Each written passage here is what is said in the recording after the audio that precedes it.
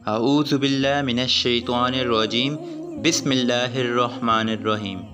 روایت میں آتا ہے کہ حضور نبی کریم صلی اللہ علیہ وآلہ وسلم کی لاڈلی صاحبزادی خاتون جنت حضرت سیدہ فاطمہ رضی اللہ تعالیٰ عنہ سے نکاح کے لیے حضرت سیدنا ابوبکر صدیق رضی اللہ تعالیٰ عنہ اور حضرت سیدنا عمر فاروق رضی اللہ تعالیٰ عنہ نے حضور نبی کریم صلی اللہ علیہ وآلہ وسلم کو پیغام بھیجا، مگر حضور نبی کریم صلی اللہ علیہ وآلہ وسلم نے ان دونوں صحابہ کرام کو یہی جواب دیا کہ مجھے حکم الہی کا انتظار ہے۔ ایک دن حضرت سیدنا ابوبکر صدیق رضی اللہ تعالیٰ عنہ اور سیدنا عمر فاروق رضی اللہ تعالیٰ عنہ گفتگو کر رہے تھے۔ گفتگو کا موضوع تھا کہ ہمارے سمیت بے شمار شرفا نے حضور نبی کریم صلی اللہ علیہ وآلہ وسلم کی دختر نیک اختر سیدہ فاطمہ رضی اللہ تعالیٰ عنہ سے نکاح کی خواہش ظاہر کی ہے، لیکن ہم میں سے کسی کو اس بارے میں مثبت جواب نہیں ملا۔ ایک علی رضی اللہ تعالیٰ عنہ رہ گئے ہیں، لیکن وہ اپنی تنگدستی کی وجہ سے خاموش ہیں۔ ہمیں ان کی حوصلہ افزائی کرنی چاہیے تاکہ وہ حضور نبی کریم صلی اللہ علیہ وآلہ وسلم سے حضرت سیدہ فاطمہ رضی اللہ تعالیٰ عنہ سے نکاح کی خواہش ظاہر کر سکیں۔ چنانچہ یہ حضرات اسی وقت حضرت سیدنا علی مرتضیٰ رضی اللہ تعالیٰ عنہ کے گھر تشریف لے گئے تو انہیں پتہ چلا کہ حضرت علی رضی اللہ تعالیٰ عنہ اس وقت ایک دوست کے باغ کو پانی دینے کے لیے گئے ہوئے تھے۔ جب یہ حضرات اس جگہ پہنچے تو انہوں نے حضرت علی رضی اللہ تعالیٰ عنہ کو اس بات پر قائل کیا کہ وہ حضور نبی کریم صلی اللہ علیہ وآلہ وسلم سے ان کی دختر نیک اختر کا رشتہ مانگیں۔ انہیں یقین ہے کہ حضور نبی کریم صلی اللہ علیہ وآلہ وسلم ان کی جانثاری اور شرافت کی بنا پر انہیں اپنی نیک اختر کا رشتہ دے دیں گے۔ حضرت علی رضی اللہ تعالیٰ عنہ نے ان کا صحابہ کرام کی تحریک پر نبی کریم صلی اللہ علیہ وآلہ وسلم کی خدمت میں حاضر ہو کر نبی کریم صلی اللہ علیہ وآلہ وسلم سے حضرت سیدہ فاطمہ رضی اللہ تعالیٰ عنہ سے نکاح کی خواہش کا اظہار کیا، اور نبی کریم صلی اللہ علیہ وآلہ وسلم نے اسے قبول فرما لیا، اور آپ رضی اللہ تعالیٰ عنہ سے دریافت فرمایا کہ تمہارے پاس مہر دینے کے لیے کیا ہے؟ آپ رضی اللہ تعالیٰ عنہ نے عرض کیا کہ اس وقت میرے پاس صرف ایک گھوڑا اور ایک ذرہ موجود ہے۔ نبی کریم صلی اللہ علیہ وآلہ وسلم نے آپ رضی اللہ تعالیٰ عنہ سے فرمایا کہ تم جاؤ اور اپنی ذرہ فروخت کر دو اور اس سے جو رقم ملے وہ لے کر میرے پاس آ جانا۔ حضرت علی رضی اللہ تعالیٰ عنہ نے ذرہ لی اور مدینہ منورہ کے بازار میں چلے گئے۔ آپ رضی اللہ تعالیٰ عنہ اپنی ذرہ لے کر بازار میں کھڑے تھے۔ حضرت سید عثمان رضی اللہ تعالیٰ عنہ کا گزر وہاں سے ہوا۔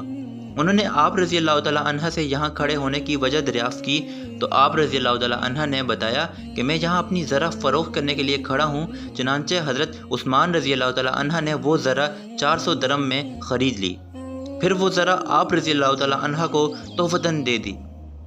آپ رضی اللہ تعالیٰ عنہ نے واپس جا کر تمام ماجرا نبی کریم صلی اللہ علیہ وآلہ وسلم سے گوش گزر کیا۔ نبی کریم صلی اللہ علیہ وآلہ وسلم نے حضرت عثمان رضی اللہ تعالیٰ عنہ کا یہ اظہار دیکھ کر ان کے حق میں دعائے خیر فرمائی اور ذرے کی رقم حضرت سید ابوبکر صدیق رضی اللہ تعالیٰ عنہ کو دیتے ہوئے فرمایا کہ اس سے حضرت سید فاطمہ رضی اللہ تعالیٰ عنہ کے لیے ضروری اشیاء خرید فرمائیں۔ حضرت ابوبکر صدیق رضی اللہ تعالیٰ عنہ جب تمام اشیاء خرید کر لے آئے تو نبی کریم صلی اللہ علیہ وآلہ وسلم نے خود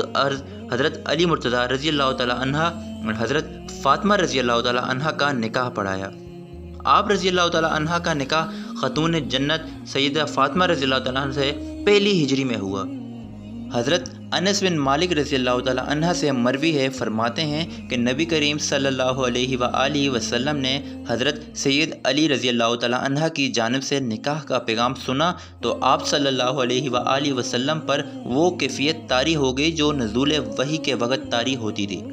پھر کچھ دیر بعد آپ صلی اللہ علیہ وآلہ وسلم نے فرمایا، اللہ تعالیٰ نے مجھے بذریعہ وحی مطلع کیا ہے کہ میں اپنی لاڈلی بیٹی حضرت فاطمہ رضی اللہ تعالیٰ عنہ کا نکاح حضرت علی رضی اللہ تعالیٰ عنہ سے کر دوں۔ پھر حضور نبی کریم صلی اللہ علیہ وآلہ وسلم نے مجھے حکم دیا کہ تمام مہاجرین و انصار میں منادی کروا دو کہ وہ مسجد نبوی صلی اللہ علیہ وآلہ وسلم میں تشریف لائیں۔ چنانچہ مہاجرین و انصار کی ایک کثیر تعداد مسجد نبوی میں تشریف لائی اور نبی کریم صلی اللہ علیہ وآلہ وسلم نے اپنی دختر نیک اختر حضرت فاطمہ رضی اللہ تعالیٰ عنہ کا نکاح حضرت علی رضی اللہ تعالیٰ عنہ سے کر دیا۔ ابن سعد سے روایت ہے کہ نبی کریم صلی اللہ علیہ وآلہ وسلم نے حضرت فاطمہ رضی اللہ تعالیٰ عنہ کو جہیز میں ایک بڑی چرپائی، ایک بڑی چادر، چمڑے کا تکیہ جو کھجور کی شال یا خوشبودار گھاس سے بھرا ہوا تھا، ایک مشکیزہ، 2 گھڑے اور ایک آٹا پیسنے کی چکی دی۔ حضرت علی رضی اللہ تعالیٰ عنہ اور حضرت فاطمہ رضی اللہ تعالیٰ عنہ کو حارثہ بن نعمان رضی اللہ تعالیٰ عنہ نے ایک مکان تحفے میں دیا۔ رخصتی کی اس مبارک تقریب کے بعد دعوت ولیمہ کا مختصر سا انتظام کیا گیا، جس میں جوں کی روٹی، کچھ کھجور اور پنیر سے اپنے احباب کے لیے دعوت ترتیب دی گئی۔ یہ اس بابرکت شادی کا ولیمہ تھا جس میں نہ تکلف تھا اور نہ ہی کوئی رسم و رواج۔ دعوت ولیمہ کا ایک سنت طریقہ ہے، اس سنت کو نمود و نمائش کے بغیر نہایت سادگی سے ادا کیا گیا اور اہل اسلام کے لیے اس میں عملی نمونہ پیش کیا گیا۔